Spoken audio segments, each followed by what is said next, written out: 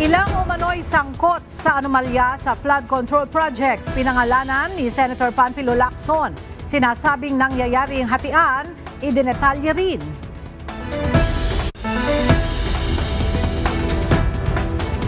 Mga panawagan para sa pagbibitiw ni Public Works and Highway Secretary Manuel Bonoan umiigting.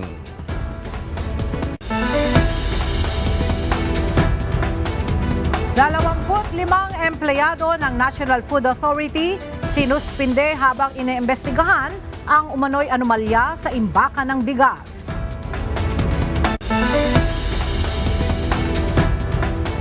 Kampo ni dating Pangulong Rodrigo Duterte muling nanawagan sa International Criminal Court para sa interim release.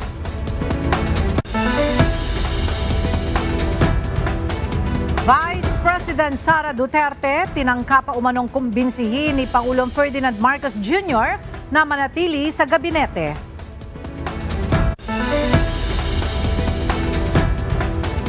At DOJ beacons AFP Cavaliers at BJMP Greyhounds wagi sa pagpapatuloy ng UNTV Cup Executive Face-Off.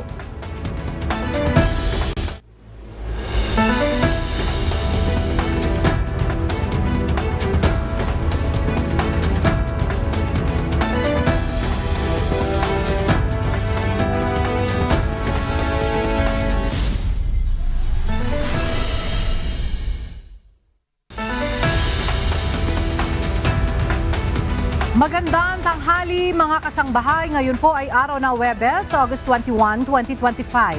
Tayo po ay sa bayang napapakinggan sa Radyo La Verdad 1350, ang UNTV Radio. At una sa mga balita ngayong tanghali. Idinetalye ni Senador Panfilo Lacson ang hatian sa pondo ng maanomalyang flood control projects batay sa kanyang sariling investigasyon. Pinangalanan din niya ang ilang sangkot sa anomalya sa mga naturang proyekto. Narito ang report ni Asher Cadapan Jr. Garapal na sistema sa hatian ng maanomalyang proyekto. Ganito ay sinalarawan ni Senador Panfilo Ping Lacson ang korupsyon na nagtatago sa likod ng flood control projects ng pamahalaan. Sa kanyang privilege speech sa plenaryo, isa-isang ibinunyag ng senador ang mga nakalap nitong impormasyon sa nakalipas na ilang linggo. Aniya, mahigit 1.9 trillion pesos ang inilaang pondo para sa flood control program ng Department of Public Works and Highways o DPWH simula 2011 hanggang 2025. Mahigit kalahati niyan o nasa 1 trilyong piso ang pondo na inilaan niya sa nagdaang 3 taon. Mula dito, patong-patong na hatian na umano ang ginawa sa budget. Halimbawa, sa 100 million piso na pondo para sa flood control project, kung ibabawas ang maximum allowable deductions, nasa 82 million ang matitira para sa proyekto. Pero hindi pa rito nagtatapos, Mr. President.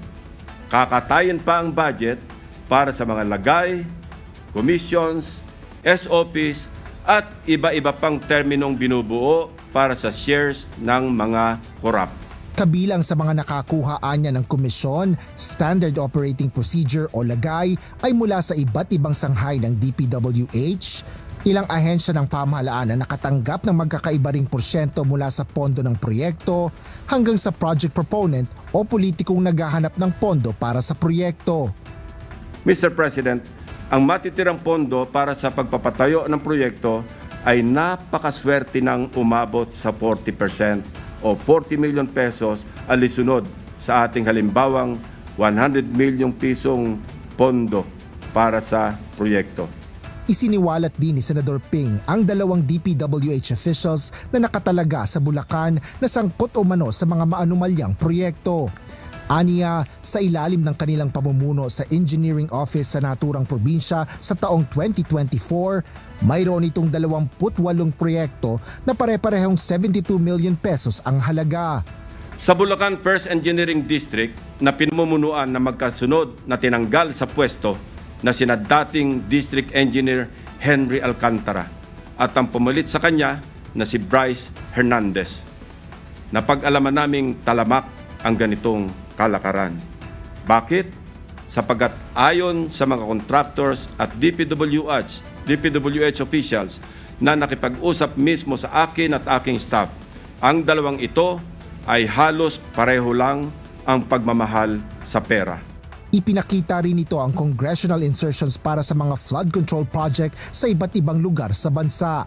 Isa sa pinakamalaki dito ay sa lalawigan ng Oriental Mindoro, kung saan sa bayan ng Nawan, 19 billion pesos na umano ang nailalaang pondo para sa flood control sa nagdaang 3 taon. We scoured the budget books from the National Expenditure Program, the House GAB, Senate version, and GAA, as well as the DPWH awarded contracts in Barangay Mulawin. Of the 1.9 billion pesos fund for 8 flood control projects, only 810 million pesos for 3 projects was included in the President's budget or NEP. The remaining 1.1 billion was inserted, I repeat, was inserted in the House version, Mr. President. Bunsod ng hindi natatapos na proyekto kung saan ibaan niya ay guni-guni lang o mga ghost project, malawakang baha pa rin ang nararanasan sa Oriental Mindoro at iba pang lugar sa bansa. Suhestyon ng senador, magsimula sa pagkakaroon ng tapat at transparent na deliberasyon ng 2026 national budget para sa taong bayan. Asher Cadapan Jr., UNTV News and Rescue. Diyos ang aming sandigan, serbisyo publiko ang aming pinahalagahan. Itinanggi ni House Deputy Majority Leader at Oriental Mindoro 1st District Representative Arnan Panaligan na siya ang proponent ng flood control projects sa kanilang probinsya. Kasunod ito ng pagbanggit ni Senator Panfilo Lacson sa kanya sa privilege speech nito kaugnay ng maanomaliang proyekto. Ang detalye sa ulat ni Rosa Licos. Sa Department of Public Works and Highways o DPWH nanggagaling ang pagtukoy at prioritization ng flood control projects. Kaya itinanggi ni House Deputy Majority Leader at Oriental Mindoro 1st District Representative Arnan Panaligan na siya ang proponent ng mga proyekto kontra baha sa kanilang probinsya. Ginawa nito ang pahayag matapos ang privilege speech ni Senator Panfilo Ping Lacson kung saan binanggit ang umano'y palyadong flood control projects sa Baco at Nauhan Oriental Mindoro na pinondohan umano sa pamamagitan ng congressional insertions. Ito ang nabanggit kong pork barrel insertions kanina, Mr. President. Meron pang mas matinding congressional insertions. Ipapakita ko sa inyo. Baco at Nauhan Oriental Mindoro. Aguila congressional insertions. Mr. President, when flood control projects fail to stand against the tides, we are compelled to question the feasibility of the project and the technical capacity of the contractor. But what if an elected congressman or a political group claims ownership of the project? Hindi ako nagparista niyan. Wala tayong papel sa paglilista ng mga proyektong yan. Sabi ko nga, ang tunay na sistema dyan ay dumarating sa Kongreso ang NEP, nakalista na ang mga flood control projects na yan, kung saan lugar at kung anong amount. At ang implementor niyan ay walang iba kundi ang regional office ng DPWH. Never ako nagpalagay ng mukha ko at saka pangalan ko sa mga proyekto ng gobyerno. Bukod dito, iginiit ng kongresistang hindi questionable ang paglagay ng pondo para sa flood control projects sa probinsya dahil bahain ito. Gayunman ang hindi anya rasonable ay ang hindi maayos na pagpapatupad ng mga proyekto. Dahilan para sulatan na nito mismo si DPWH Secretary Manuel Bunoan noong July 31, 2024 dahil sa mga pumalyang proyekto sa Nauhan. Mariin din itong sinabing wala siyang kaugnayan sa sino mang contractor ng proyektong pang-infrastruktura ng pamahalaan. Hindi po questionable yung naglagay ng pondo sa flood control kasi kailangan namin yan. Ang questionable yung implementation ng DPWH kasi may nasira. Yung mga kontratista ay wala isang taga Mindoro doon, wala tayong kilala ron, at wala tayong nakausap ng mga contractor na ganyan, wala tayong connection doon. Nauunawaan naman ni Congressman Panaligan ang layunin ni Senator Lacson bagamat naniniwala itong unfair na madawit ang kanyang pangalan sa alegasyon ng katiwalian. Handa rin umano siyang magpaliwanag sa mga alegasyon laban sa kanya sa House of Representatives o kahit mismo kay Senador Lacson kung nanaisin ito. Rosa Licoz, UNTV News and Rescue. Diyos ang aming sandigan, serbisyo publiko ang aming pinahahalagahan. Hindi pa nagpaparamdam ang contractor na kinwestiyon ni Pangulong Ferdinand Marcos Jr. sa isang flood control project sa Kalumpit, Bulacan. Muli naman nagbabala ang Malacanang na walang ligtas ang mga mambabata sa isinasagawang investigasyon sa umano'y anomalya sa flood control projects. Narito ang report ni Nel Maribuhok. Hindi pa rin nakikipag-ugnayan sa Department of Public Works and Highways ang St. Timothy Construction. Ang nasabing kumpanya ay pinagpapaliwanag ni Pangulong Ferdinand Marcos Jr. bunsod ng nabigong flood control project sa Kalumpit, Bulacan. Tinanong po natin si Secretary Bonoan, hindi pa po nagre-reach out ang St. Timothy. Sa pag-iinspeksyon ni Pangulong Marcos sa Barangay Bulusan sa Kalumpit noong August 15, natuklasan niya ang hindi natapos na flood control project. Aabot sa 96.4 million pesos ang na-award na proyekto sa St. Timothy Construction. Ayon sa Malacanang, hindi ligtas sa investigasyon ang mga mambabatas na maaaring kasabwat ng mga kontraktor sa pagkuha ng mga proyekto sa gobyerno. Katulad na sinabi ng Pangulo, malapit man, kaibigan man, malapit sa kanyang puso. Kung nakakasama sa mga anomalyang katulad nito, ito po ay paiimbestigahan at pananagutin ang dapat managot. Mahigit 1 linggo mula nang ilunsad ang portal na sumbong sa Pangulo.ph, umabot na sa mahigit 2,000 na ang pumasok na reklamo patungkol sa mga ginagawang flood control project sa iba't ibang lugar. Ayon sa Pangulo, patuloy niyang pinag-aaralan ang mga sumbong na ito hanggang sa matukoy ang mga dapat managot sa mga maanomalyang proyekto. Ongoing naman yung ating mga investigation. Pinag-aaralan namin lahat, tinitignan namin lahat ng mga sinusumbong sa amin. And we will not stop. We will keep going until ma-identify na mabuti at makasuhan na mabuti lahat itong mga kontraktor at kung sino man ang mga nakakuha ng kontrata. Nel Maribuhok, UNTV News and Rescue. Diyos ang aming sandigan, serbisyo publiko ang aming pinahalagahan. Pansamantalang sinuspindi ng pamunuan ng National Food Authority ang nasa 25 empleyado ng mismong ahensya. Ayon kay NFA Administrator Larry Lacson, ito ay upang mapigil ang katiwalian habang nagpapatuloy ang masusing investigasyon laban sa mga empleyadong umano'y sangkot sa anomalya. Narito ang report ni Mia Alonzo. Pinamamadali na ng National Food Authority o NFA ang proseso laban sa mga empleyadong hinihinalang sangkot sa anomalya sa imbak na bigas.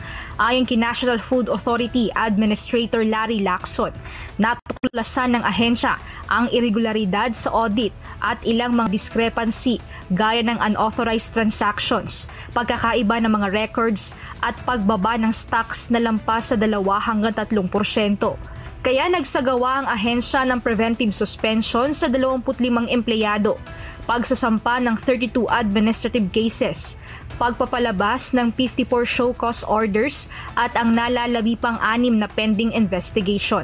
Merong staff, merong warehouse supervisor, merong branch manager, assistant branch manager, yung mga ganon, iba-iba yan. Agad-agad gusto nating matapos kasi nga para sa atin, justice delayed, justice denied, no?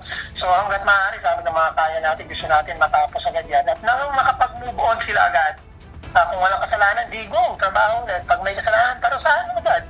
Dagdag pa nito na nais nilang agarang maaksyonan na ito upang hindi maantala ang trabaho dahil marami pa ani ang kailangan ayusin sa NFA. Ayon pa kay Admin Lacson, maingat at masusi ang kanilang investigasyon para naman maging patas sa mga matitinong empleyado ng NFA na nadadamay dahil din sa issue. Binigyan din ito na mas marami pa rin ang maayos na empleyado ng NFA kumpara sa mga lumihis aniya ng landas.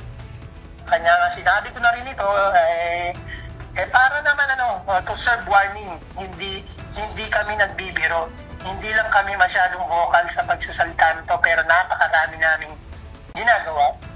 pagdating dito sa pagdidisiplina ng mga kawani na medyo nakaihiwalay ng landas. Tiniyak ni Lacson na nationwide at tuloy-tuloy ang isinasagawang internal audit ng ahensya. Bunsod nito, natukoy ang ilang pagkukulang at discrepancy sa mga rehiyon ng Region 2, 3, 4, 5 at 6. Binigyang diin din niya na dahil sa isinasagawang audit, agarang nakikita ang mga irregularidad kaya mabilis na napapanagot at nadidisiplina ang sinumang lumalabag sa loob ng NFA. Mia Alonso, UNTV News and Rescue. Diyos ang aming sandigan, serbisyo publiko ang aming pinahahalagahan. Naniniwala ang isang independent lawmaker na hindi ang mismong government projects ang dapat wakasan, kundi ang mga korupsyon na nasa likod ng mga ito. Ito'y kaugnay sa mga kasalukuyang kontrobersyang bumabalot sa ilang programa ng gobyerno. Narito ang report ni Ivan Alvarez. Mainit ngayon ang usapin tungkol sa mga proyekto ng gobyerno na nasasangkot sa korupsyon. Kabilang narito ang mga anomalya sa flood control projects sa iba't ibang panig ng bansa. Ayon kay Navotas Representative Toby Tiangco, hindi paglilipat o pagre-realign ng pondo ang dapat na solusyon upang wakasan ang mga ganitong kontrobersiya. So we have to stop the corruption, not the project. Kasi baliktarin natin yung situation. Ito, isipin lang natin. Kung nagkataon na ang may corruption is yung school building, ang ibig mo bang sabihin wag na magpatayo ng school building at ilipat lahat sa flood control? Giit ni Tiangco, ang unang hakbang para masupil ang korupsyon ay ang masusing pagsisiyasat sa bawat budget deliberation. First of all, let us be transparent with the budget process, because if we demand transparency doon sa mga gumagastos ng pera, we have to demand transparency doon sa nagpopondo ng proyekto. Binigyang diin din ng kongresista na sa pag-usad ng deliberasyon para sa 2026 proposed national budget, kailangan itong mahigpit na bantayan, lalo na at matagal ang magiging kabuuang proseso nito. Ivan Alvarez, UNTV News and Rescue. Diyos ang aming sandigan, serbisyo publiko ang aming pinahahalagahan. Sa paggunita ng Ninoy Aquino Day, nanawagan si Pangulong Ferdinand Marcos Jr. sa mga Pilipino na gawing gabay ang mga aral ng kasaysayan. Binigyang diin niya na ang pag-alala kay Ninoy Aquino ay nagkakaroon lamang ng saysay kung naisasabuhay ang mga aral ng nakaraan sa kasalukuyan. Ayon sa Pangulo, ang hamon ngayon ay pumili ng kapayapaan higit sa alitan at panatilihin ang dignidad sa kabila ng pagkakaiba. Sinabi rin niya na ang kasaysayan ay patuloy na nagtuturo kung paano maglingkod ng may malasakit at pananagutan.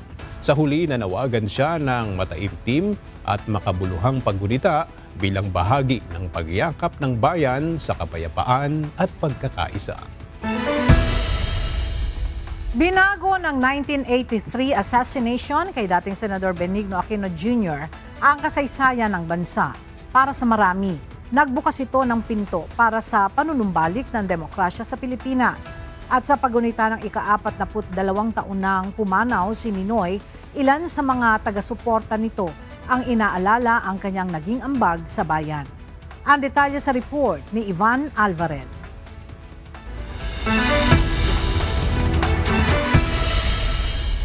Ivan, ano-anong grupo ba ang nagsama-sama para gunitain ang death anniversary ni Ninoy at paano ang mga aktibidad nila para sa araw na ito?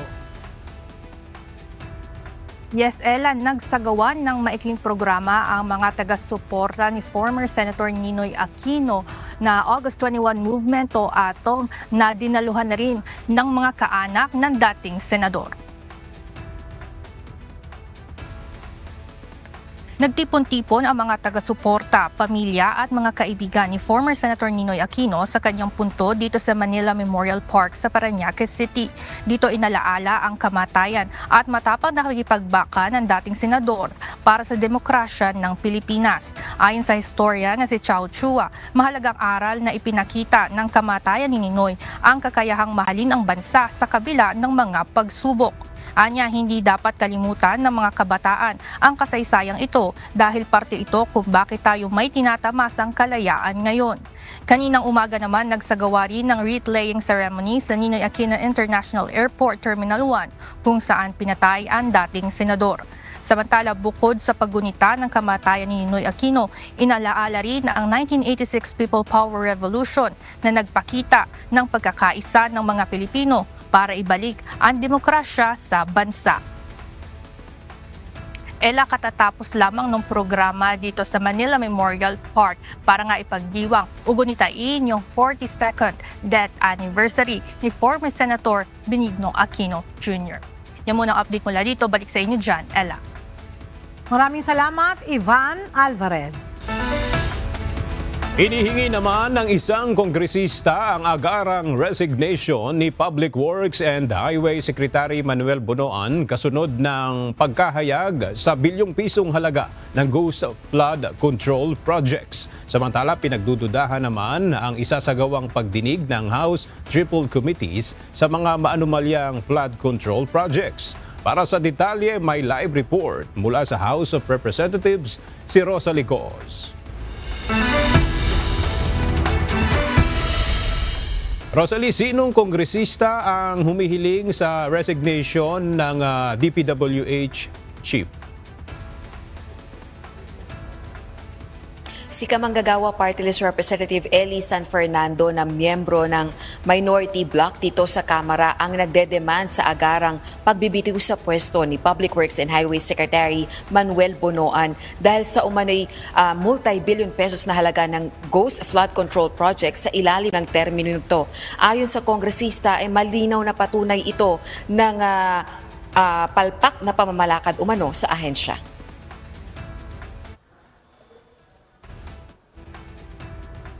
Kwini-question din ng mambabatas kung papaano nakalusot sa ilalim ng DPWH ang mga contractor na bilyong piso ang halaga ng mga proyekto pero wala namang kapasidad na magpatupad nito. Samantala, matapos aprobahan sa plenaryo ng Kamara ang isasagawang investigasyon ng 3 House Committees kaugnay ng maanumalyang flood control projects, tinututulan ito ni House Deputy Minority Leader at mamamayang Liberal Party List Representative Leila De Lima. Anya, hindi ang Kamara ang dapat magsagawa ng investigasyon sa isyong ito dahil posibleng magdulot ng conflict of interest. Pakinggan natin ang pahayag ng kongresista. I take the position that it would not be prudent on the part of this House as it might entail possible conflict of interest. And in short, the House itself investigating this issue. And there has been so many reports, when there has been so many speculations about the possible involvement of certain members of the House, this would not sit well to the public. It would impact significantly on the integrity and dignity of this institution. Noong weekend, tiniyak ni Bicol Saro Party List Representative Terry Redon, chairperson ng House Committee on Public Accounts, na magbabatay sa ebidensya, testimonya at dokumento ang isasagawang legislative inquiry ng TRICOM sa mga anomalya sa flood control projects ng pamahalaan. Kung may maibubunyag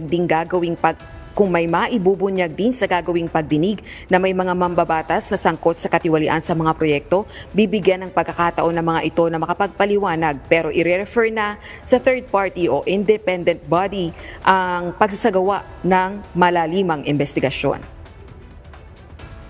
Aga, ayon kay Congressman Redon, mula sa pagiging TRICOM, tatawagin na yung House Triple Committees na House Infracom. Balik sa iyo, Aga.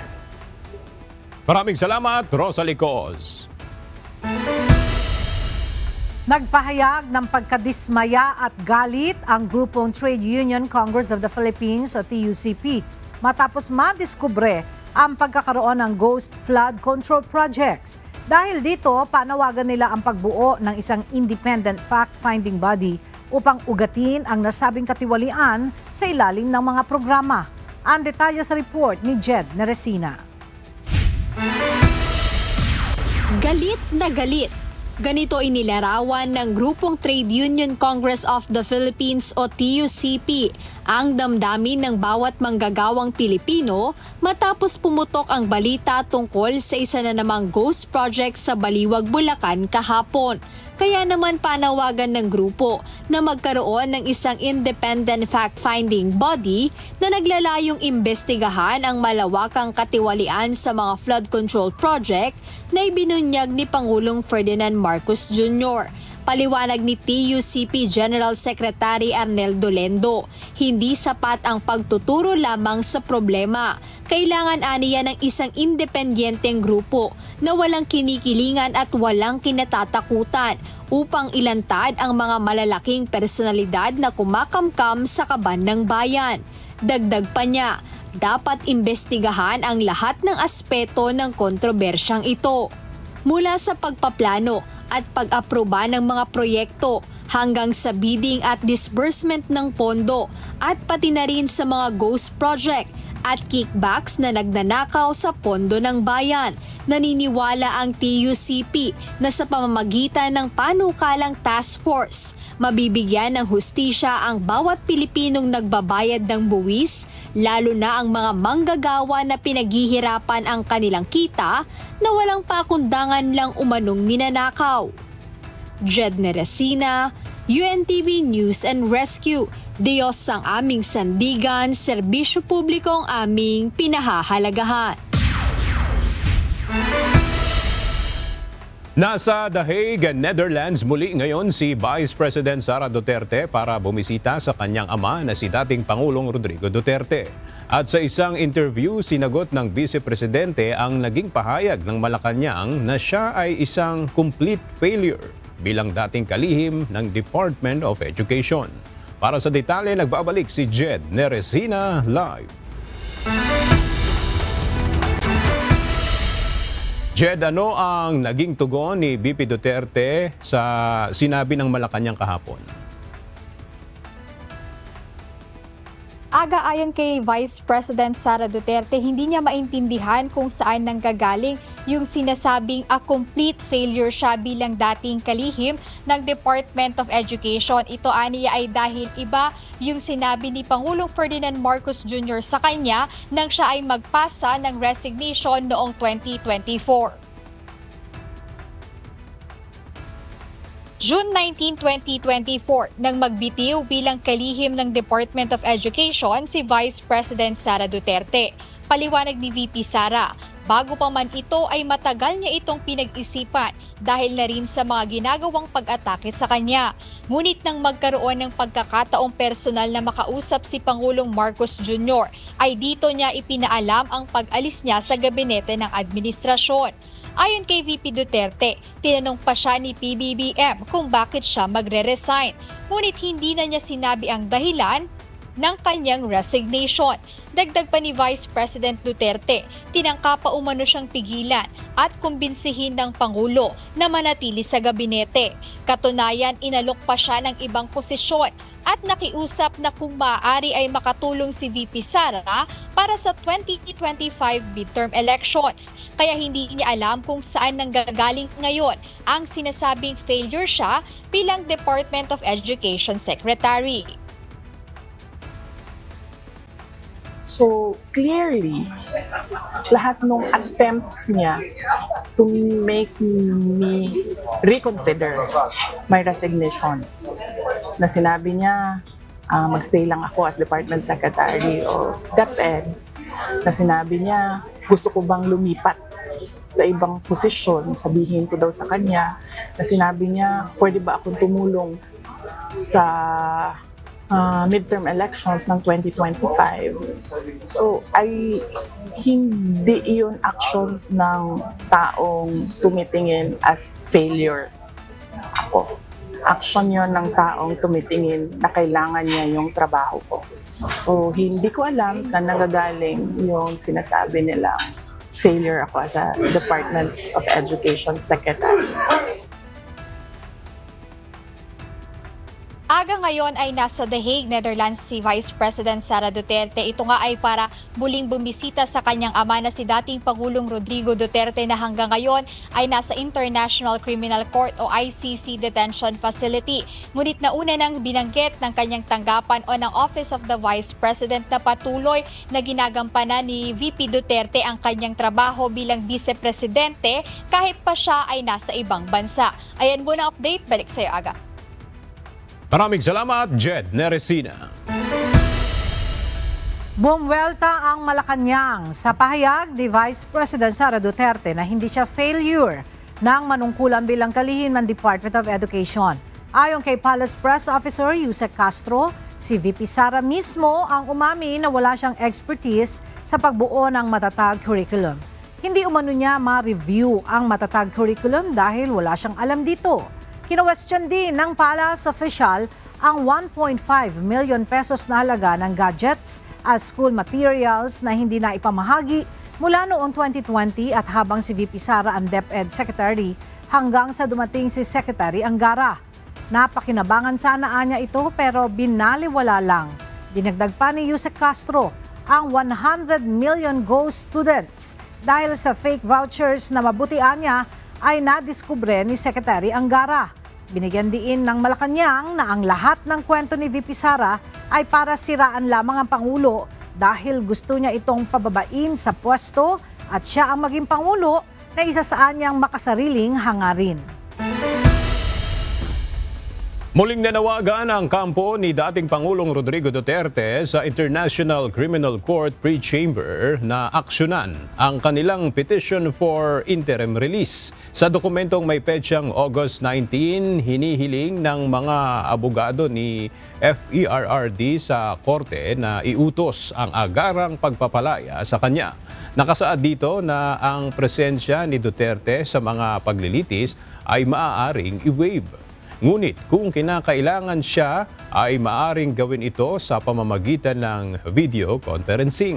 Sa huli, pinaninindigan ng depensa na ang patuloy na pagkulong sa dating Pangulo ay hindi patas at hindi makatwiran. Sa Setyembre na ang nakatakdang confirmation hearing ni FPRRD sa The Hague. Dapat maunang magpa-drug test si Senator Robin Padilla. Ito ang tugon ni Manila 2nd District Representative Rolando Valeriano, chairperson ng House Committee on Public Order and Safety, nang tanungin sa Senate Bill 1200 o Drug-Free Government Act ng Senador. Isinusuong ng panukalang sumailalim sa hair follicle drug test at confirmatory urine drug test ang lahat ng halal na government officials at government-owned and controlled corporations. Giit din ni Congressman Valeriano, paglilihis umano ang issue kasunod ng ulat na may staff member ang senador na pinaghihinalaang gumagamit umano ng marijuana sa loob ng Senado. Mauna na rin siya muna siguro mag-drug test, di ba? Bakit ka naman magtuturo na kasi siyempre ang suspect natin doon, stop niya talaga yung, kung totoo man yun, stop niya yung nagda-drugs at that time, humihitit ng marijuana. So it follows, as head ng office, siya yun, mag-drug test din siya. Pero wag, parang magtuturo ka kagad ng iba. Parang di tama.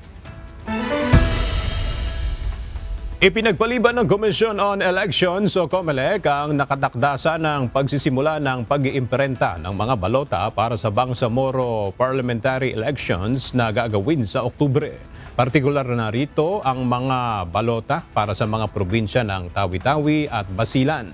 Ayon sa COMELEC, bunsod ito ng pagkakapasa sa third at final reading ng Parliament Bill No. 351 para sa distribusyon ng 7 parliamentary seats na orihinal na nakatalaga sa Sulu. Dagdag pa ng komisyon, kailangan pa nilang pag-aralan ang mga implikasyon ng naaprobahang panukalang batas. Hindi nakakatanggap si Foreign Affairs Secretary Maria Teresa Lazaro ng extradition request para kay Kingdom of Jesus Christ leader Apollo Kibuloy. Kasunod ito ng umano'y pahayag ni Philippine Ambassador to the US, Jose Manuel Romualdez, na naipadala na sa Department of Justice ang mga dokumento noon pang Hunyo. Una nang nilinaw ng DOJ kahapon na wala silang impormasyon sa sinasabing extradition request mula Estados Unidos para sa KOJC leader. Si Kibuloy ay kinasuhan ng US Federal Grand Jury noong 2021 at napunta sa most wanted list ng Federal Bureau of Investigation. Bunsod ito ng mga akusasyong conspiracy, fraud, coercion, cash smuggling at child sex trafficking. Wala pang natanggap na official document ang kampo ni KOJC leader Apollo Kibuloy kaugnay ng umano'y extradition request ng United States government. Ayon sa abogado ni Kibuloy na si Attorney Israelito Torion, kung totoo man aniya ang ulat ay iginagalang nila ang pasya ng Amerika dahil sang-ayon naman ito sa extradition treaty sa Pilipinas. Pero dahil may hinihintayan niya si Kibuloy na desisyon ng korte hinggil sa kanyang motion for reconsideration para payagang magpiyansa, umaasa sila na ang pamahalaan ng Pilipinas ay ipauubaya sa korte dito sa bansa ang pagkakaroon ng jurisdiksyon kay Kibuloy bago payagang ilipat ang kaso sa Amerika. Tila hindi naalintana ng mga driver at may-ari ng sasakyan ang umiiral na No Contact Apprehension Policy o NCAP sa bahagi ng isang paaralan sa Ortigas Avenue. Sa tala ng Metropolitan Manila Development Authority o MMDA, umabot na sa higit 1,500 ang naitalang lumabag sa NCAP sa loob ng isang buwan. Narito ang report ni Benedict Samson. Muling nananawagan si Metropolitan Manila Development Authority Chairman Romando Ortez na sumunod sa batas trapiko ang mga motorista, partikular sa isang paaralan sa bahagi ng Ortigas Avenue. Sunod-sunod na reklamo na rin kasi ang natanggap ng MMDA dahil sa mabigat na daloy ng mga sasakyan sa naturang lugar. Sa tala ng ahensya, nitong July 11 hanggang August 18, umabot na sa 1,556 ang naitalang lumabag sa No Contact Apprehension Policy o NCAP. Kabilang sa mga batas trapiko na nalabag ay ang illegal parking, obstruction at unauthorized loading and unloading, lalo na tuwing oras ng pasukan at uwian. At nakikita po namin na talagang despite the penalty at doon sa paglalagay namin ng CCTV cameras, sinasakop pa rin po no nag-aatid at nagsusundo lahat halos na ng lanes na nakakaistorbo po talaga at hindi na nga nakakabagal nakakabara na talaga dahil wala na ho halos makadaan. Ayon pa kay Chairman Artes, muli silang sumulat sa pamunuan ng Lasal Green Hills upang magpatupad ng mas mahigpit na internal traffic management measures para maibsan ang heavy traffic sa Ortigas Avenue. We'll reach out definitely doon po sa pamunuan at doon po sa PTA nila para po magkaroon pa ng mas extensive na dialogue. Pero I understand from our officials na may anak doon na meron naman po ng ginagawa yung pamunuan, nagsa-survey na sila regarding shuttle service, yung mga ganun po at yung mga adjustment po sa loob. Muli ring nakikiusap ang MMDA na ugaliin ang pagsunod sa batas trapiko, lalo na ng mga driver na naghahatid o nagsusundo sa paaralan para hindi na rin makaabala sa iba pang motorista. Benedict Samson, UNTV News and Rescue. Diyos ang aming sandigan, serbisyo publiko ang aming pinahahalagahan.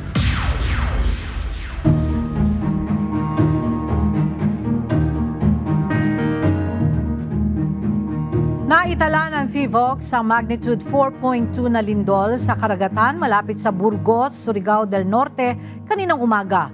Tumama ang lindol bandang 7:23 a.m. sa layong 43 kilometers mula sa Burgos, Surigao del Norte at may lalim na 10 kilometro. Tectonic ang pinagmulan ng pagyanig batay sa pagsusuri ng ahensya. Wala namang naitalang pinsala mula sa naturang lindol. Isa na namang digital na inobasyon ang ipinatupad sa Baguio City. Kasunod ito ng paglulunsad ng online payment system para sa mga traffic violations. Ang detalye ay hatid sa atin ni Grace Doctolero live.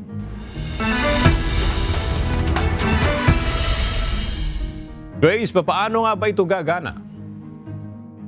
Ayon sa Baguio City Local Government Unit, ang online payment system na ito ay bahagi ng mga digitalization.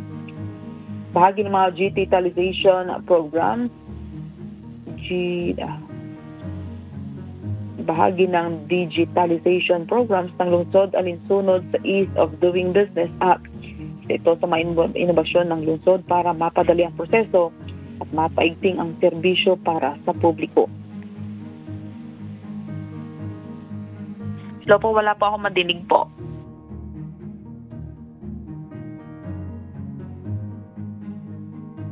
Ating pong babalikan ang ulat na yan ni Grace Doctolero. Inilunsad ngayong umaga ng Presidential Anti-Organized Crime Commission at Korean Embassy and Korean Desk sa Angeles, Pampanga.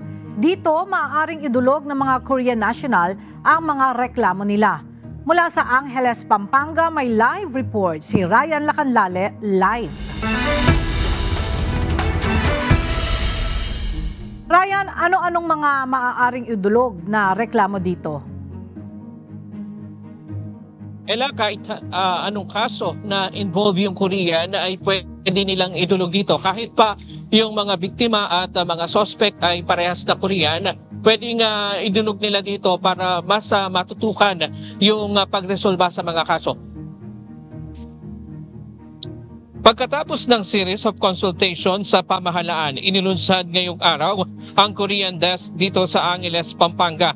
Layunin nito na mas matutukan ang mga krimen sa bansa kung saan nabibiktima ang mga Korean national. Pinangunahan ni Presidential Anti-Organized Crime Commission Executive Director Gilbert Cruz at South Korean Ambassador Lee Sang-hwa ang seremonya dito sa Pampanga.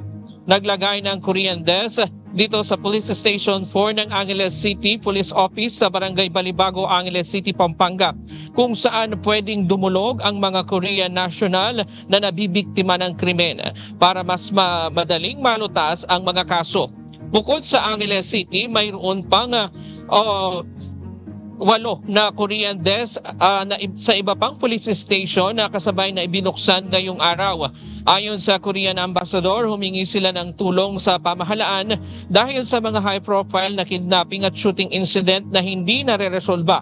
Halimbawa dito ang kaso ni Ji Ik-ju noong 2016, gayon din ang isa pang Korean na pinatay sa Angeles City noong Abril ngayon lamang taon na biktima naman ng hold-up. Ayon sa PAOK, mahalaga na maprotektahan ang mga dayuhan lalo na't isa sila sa malaking bilang ng turista sa bansa. Pero hindi lamang aniya para sa Korean ang kanilang tututukan maging ang ibang banyaga sa bansa. Diyan muna ang latest mula dito sa Angeles City, Pampanga. Balik sa iyo, Ella. Maraming salamat, Ryan Lacanlale.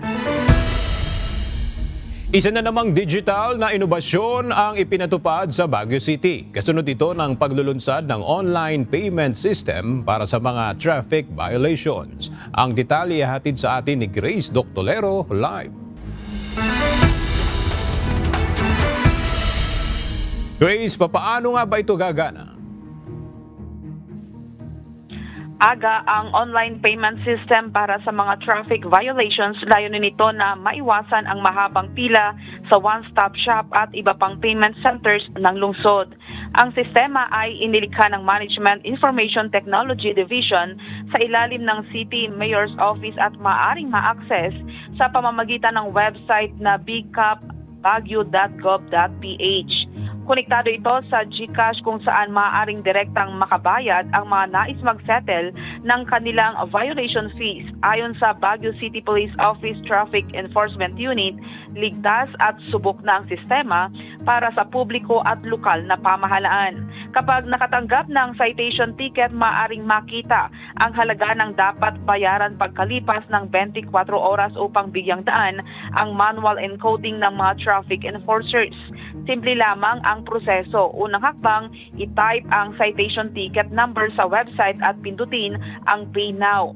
Otomatiko ito ay dadalhin sa GCash application. Piliin ang Bills, click Government Hub, hanapin ang Baguio City at piliin ang Baguio City Traffic Violation. Ilagay ang mga detalye hanggang makuha ang reference number bilang patunay ng bayad. Ayon sa Baguio City Local Government Unit, ang online payment system na ito ay bahagi ng mga digitalization programs ng lungsod alinsunod sa Ease of Doing Business Act. Isa ito sa mga inobasyon ng lungsod para mapadali ang proseso at mapaigting ang serbisyo para sa publiko. Aga, ang bagong sistemang ito ay isa na namang hakbang para sa mas episyenteng pamamahala at mas madali at transparent na transaksyon sa Baguio City. Yan muna ang balita mula dito sa Baguio City. Balik sa iyo, Aga. Maraming salamat, Grace Doctolero.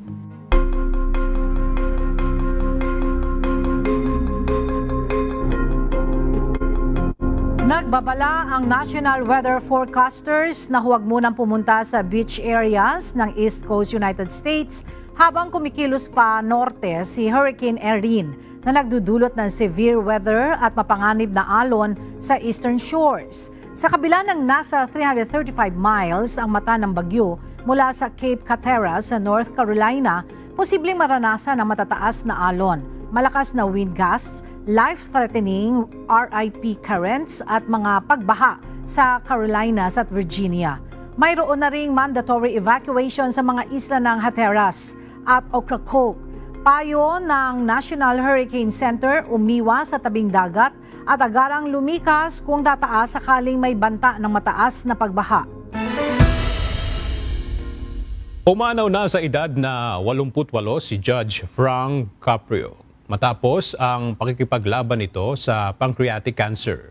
Kinumpirma ito ng kanyang pamilya ngayong Huwebes, August 21. Siya ay nagsilbing hukom ng Providence Municipal Court sa Rhode Island ng halos 4 na dekada.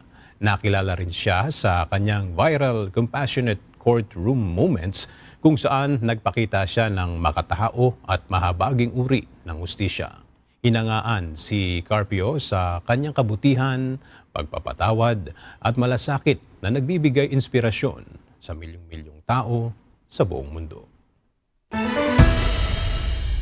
Inihayag ng Israel Defense Forces na sinimulan na nila ang preliminary operation sa Gaza City laban sa Hamas matapos ang halos 2 taong digmaan. Iniulat ng Hamas-run Civil Defense Agency na 25 sibilyan na ang napatay sa mga pag-atake, kabilang ang 3 bata at kanilang mga magulang. Nagbabala naman ang International Committee of the Red Cross na ang mas pinaigting na opensiba ay magdudulot ng matinding humanitarian crisis at posible maging banta rin sa buhay ng mga hostage. Samantala, nananatiling nakabinbin ang formal na tugon ng Israel sa panukalang 60-day ceasefire. Naniniwala ang Hamas na si Israeli Prime Minister Benjamin Netanyahu ang nagiging hadlang para matuloy ang tigil putukan sa pagitan ng dalawang grupo.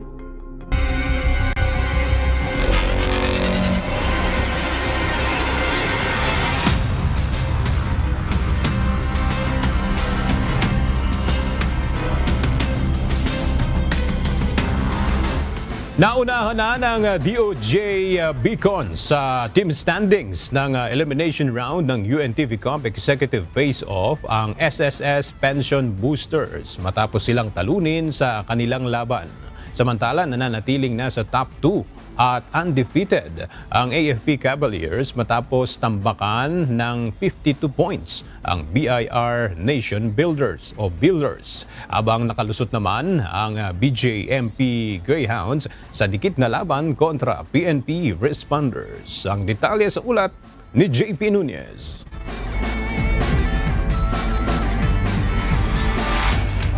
Unti-unti nang nakikita kung sino ang mangunguna sa standings ng elimination rounds ng UNTV Cup Executive Face-Off 2025.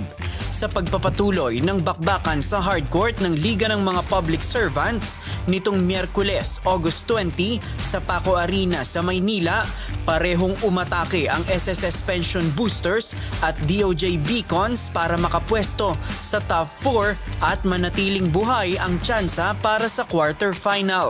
Sa first quarter ng game, maganda ang ipinakitang opensa ng SSS Pension Boosters kung saan nagtapos sila na may 8 puntos na kalamangan, 24-16.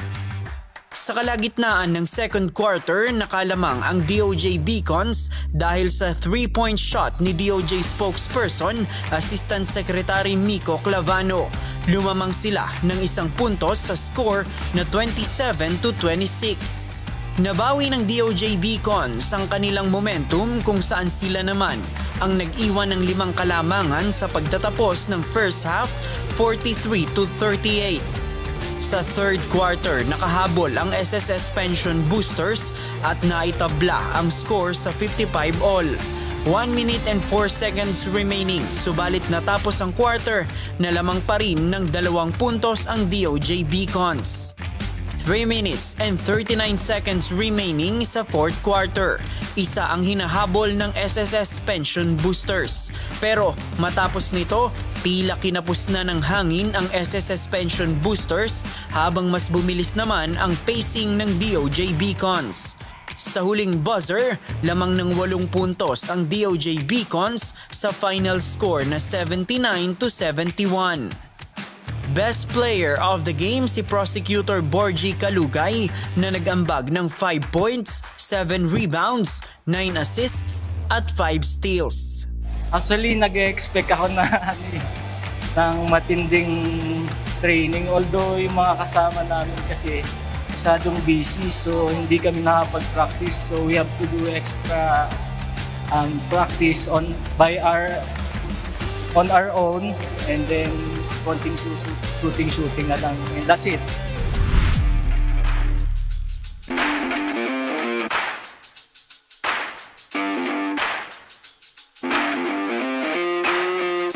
Sa second game, mula sa opening basket ni Colonel Edwin Parcia hanggang sa huling layup ni Lieutenant Colonel Joseph L. Lucida sa fourth quarter, hindi pinatikim ng AFP Cavaliers ng kalamangan ang BIR Nation Builders na naghahabol ng panalo para umangat mula sa ika-6 na pwesto. Hindi umubra ang puwersa ng BIR Nation Builders sa laki at bilis ng AFP Cavaliers. Sa kanilang mabilis na ball rotation at control sa ilalim ng basket, tuluyang hindi nakasabay ang BIR Nation Builders. Itinumba ng AFP Cavaliers ang BIR Nation Builders sa final score na 97-45. Nananatili silang undefeated sa Group A ng Liga. Hinirang na best player of the game si Lieutenant Colonel Carbajal na kumamada ng double-double, 25 points at 22 rebounds, plus 9 assists, 2 steals at 2 blocks. From the grassroots, mula pa nung mga kadete kami, alam na namin yung nilalaro namin. Tapos may mga add-on pa kami from other source of commissionship. So talagang yung familiarity talaga napakalaking aspect nun. Since mga 20 plus pa lang kami nun. Hanggang ngayon naglalaro na kami sa either kalaban o kakampi. Kaya maganda yung yung teamwork na develop namin through the years. Dekada na kumbaga.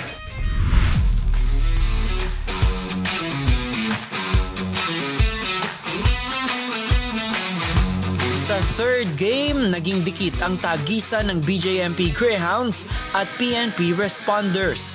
Mula first quarter hanggang kalagitnaan ng third quarter, naghahabol ng puntos ang PNP Responders. Muli lang silang nakalamang sa huling 5 minuto ng third quarter. Dito na nakakuha ng kumpiyansa ang PNP Responders para lamangan ang BJMP Greyhounds, kung saan tila mapapasa kanila na ang panalo. 1 minute and 49 seconds remaining sa fourth quarter, tabla sa 65 ang score ng dalawang kupunan.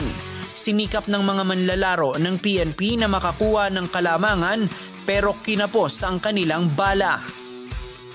Last ball possession ng PNP Responders sa kanilang court with 20.5 seconds remaining. Hindi pumasok ang contested 3-point attempt ni Police Colonel Ireneo Dalugdog. Nakuha ng BJMP Greyhounds ang bola hanggang sa maubos ang oras. Bigong makuha ng PNP Responders ang comeback win nang magtapos ang score sa 71-69 in favor sa BJMP Greyhounds. Best player of the game si Jail Superintendent Ricky Pegalan na nagtala ng 30 points at 6 rebounds. in terms of medyo undersized po talaga kami. So what we did is nag-capitalize po kami sa aming strength which is yung running game po. And actually we are really determined and our desire to win this game para at least tumaas yung probability namin to proceed to the next round po. Matapos ang mga laban nitong Miyerkules, pasok na sa top 4 ng Group A ang Judiciary Mages, AFP Cavaliers, DOJ Beacons at Executive Branch Commanders, habang wala na sa liga ang BIR Nation Builders at PhilHealth Health Insurers. Samantala sa Group B naman, pasok sa top 4 ang GSIS Furies, Ombudsman Graph Busters, BJMP Greyhounds at PNP Responders, habang wala pang eliminated sa kanilang bracket. Abangan ang susunod na game schedule sa August 24 sa Novadesi Convention Center sa Quezon City. Unang magtutuos ang BIR Nation Builders at DOJ Beacons. Sa second game, ang PNP Responders kontra sa Agriculture Kadiwa Warriors. At sa huling game, ang bakbakan sa hardcourt ng dalawang undefeated sa liga na Judiciary Mages at AFP Cavaliers. Mapapanood ang live stream ng bakbakan sa hardcourt sa official Facebook page ng UNTV Sports at YouTube channel ng UNTV. Win in sports, win for charity. JP Nunez, UNTV, News and Rescue. Diyos ang aming sandigan, serbisyo publiko ang aming pinahahalagahan.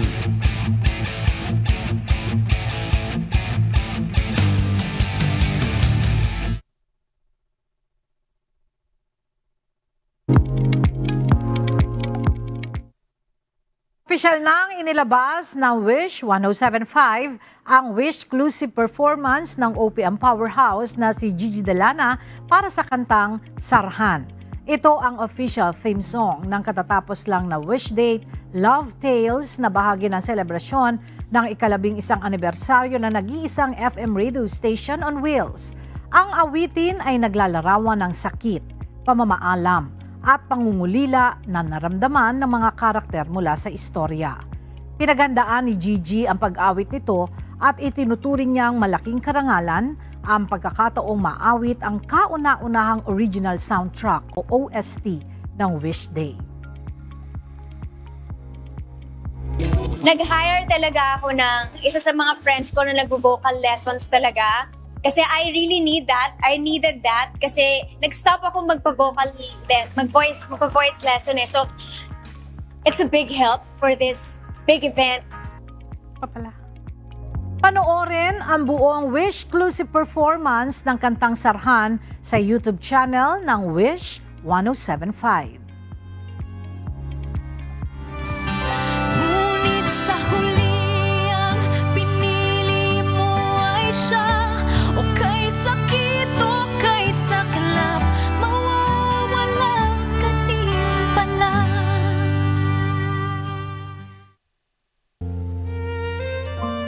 At sa ating pong iiwang mga salita ng Diyos na ating sandigan mula sa Aklat ng Kawikaan, Kapitulo 3, versikulo 12, na nagsasabi, sapagkat sinasaway ng Panginoon ang kanyang iniibig, gaya ng Ama sa anak na kanyang kinaluluguran.